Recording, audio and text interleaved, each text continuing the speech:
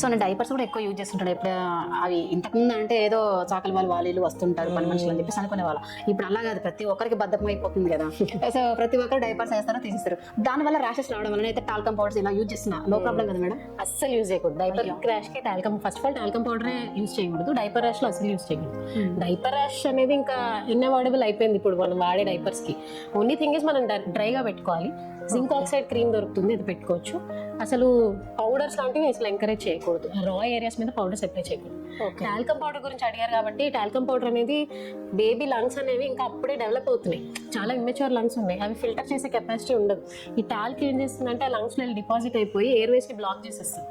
అది చేయడం వల్ల చాలా హార్మ్ఫుల్ ప్రాబ్లమ్స్ వస్తాయి ఫ్యూచర్లో. వాళ్ళకి ఆస్మా అటాక్స్ తొందరగా రావడము, రెస్పిరేటరీ ఇష్యూస్ చాలా రావడం, ఊరికే కోల్డ్ రావడం, ఇవన్నీ జరుగుతాయి అనమాట. ఒకవేళ పౌడర్ వాడాలనుకుంటే టాల్క్ ఫ్రీ పౌడర్స్ ఉంటాయి, కార్న్ స్టార్చ్ బేస్డ్వి, అవి వాడచ్చు. అవి కూడా మోడరేట్ అమౌంట్స్లో వాడి వాళ్ళు ఇన్హేల్ చేయకుండా చూసుకోవడం మన రెస్పాన్సిబిలిటీ.